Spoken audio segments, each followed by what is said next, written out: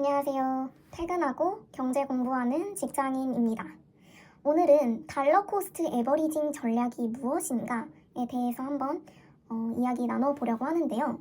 제가 AI를 활용해서 경제 공부를 하다가 20대 청년 투자자를 위한 전략을 물어본 적이 있어요.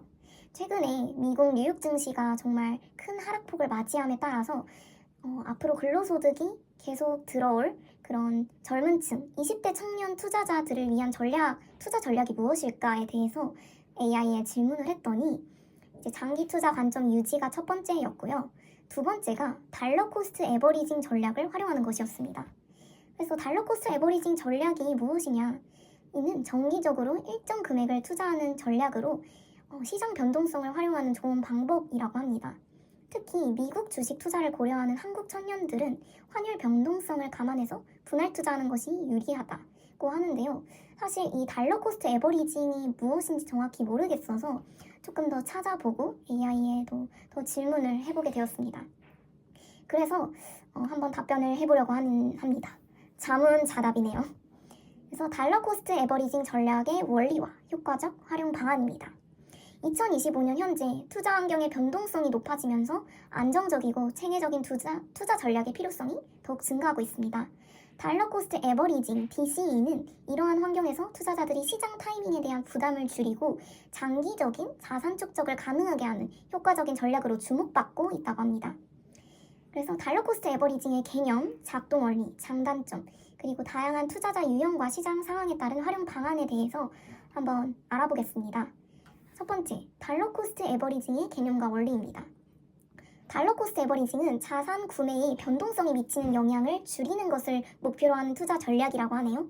이 전략의 핵심은 정기적인 간격으로 동일한 금액을 투자하는 것으로 일정한 주기마다 같은 금액을 특정 자산에 투자함으로써 시장의 변동성을 최소화하는 방식입니다. 달러 코스트 에버리징은 시간 분산 투자를 통해 자산을 한꺼번에 집중 투자하지 않아 위험이 분산되는 효과를 갖습니다. 한국에서는 이것을 분할 매수 또는 적립식 투자라고도 그래서 투자 초보자부터 경험 많은 투자자까지 폭넓게 활용되고 있는 전략이라고 합니다. 달러 코스트 에버리징의 가장 큰 특징은요. 시장 상황에 관계없이 일정 금액을 일정한 간격으로 체계적으로 투자한다는 점입니다.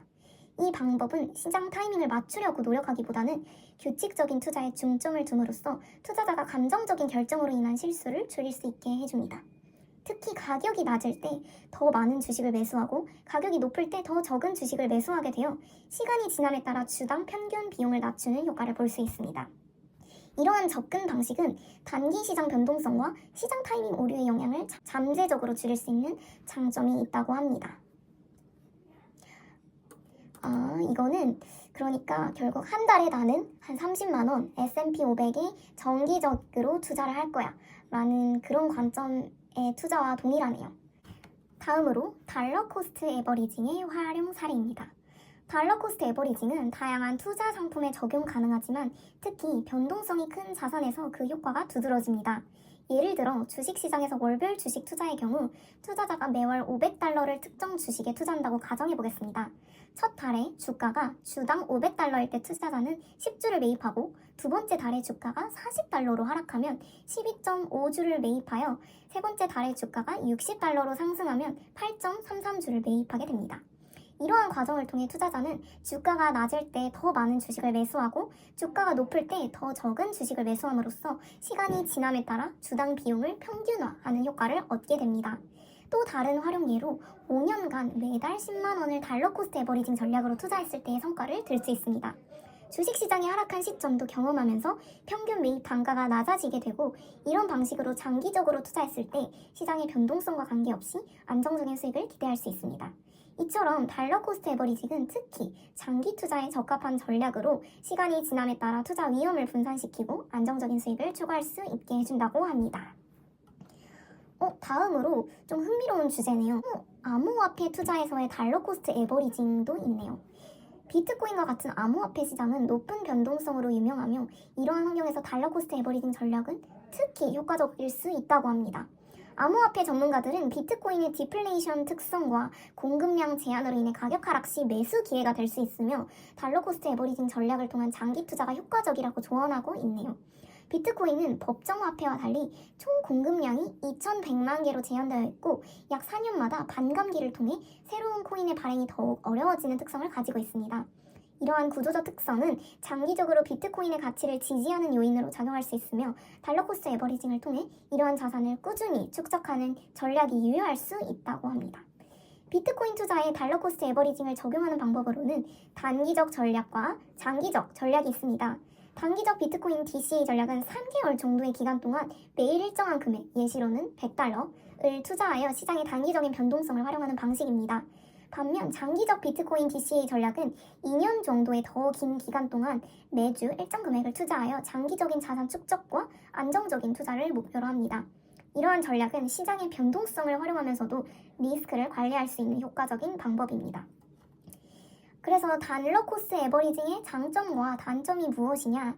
달러 코스트 에버리징의 주된 장점은 잘못된 시점에 투자할 위험을 줄여준다는 것입니다.